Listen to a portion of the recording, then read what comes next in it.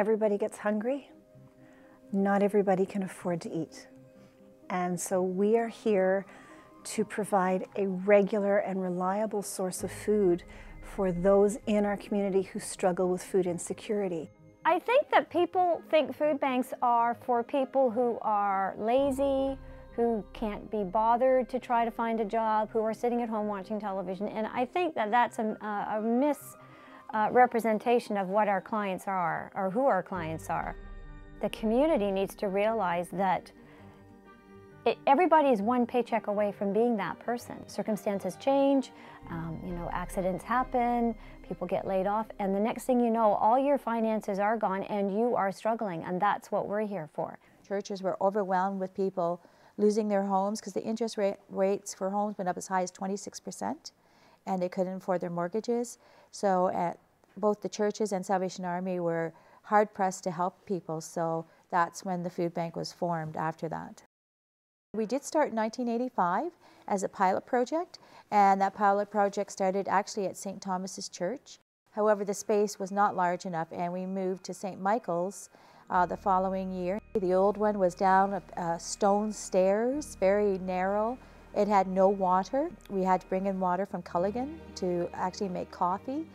Anybody disabled could not come to the food bank, and even people walking with children found it difficult. We moved here at 25 Walbridge Crescent in 2007, and we badly needed the space, so we busted through the walls, and here we are today. The Belleville area has the second highest rate of food insecurity in the province of Ontario, and there are a lot of hungry people here. Our lunch program served over 19,000 meals last year, and that's open 4 days a week. The need is much greater. Well, originally food banks were supposed to be a 3-day emergency food supply. That was the idea probably 30 years ago when they started. They have become a fact of life for many clients. We have clients that if we didn't exist, they wouldn't eat. So it's an important thing. It's just a reality now that people cannot live on what they make or what the government gives them for support. They just can't. Costs are high, food is expensive, and so we're just an integral part of some of these people's lives. We do not receive any government funding or any United Way funding. We receive no outside funding, government funding.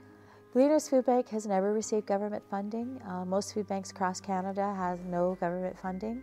It's our community that helps us mostly, and of course through our membership at Food Banks Canada. We have special events, we have food drives. We get big corporate donations that come in. They could come from Vancouver, they could come from the East Coast. I feel I'm blessed to have this job and this community. Not all food banks have such caring communities.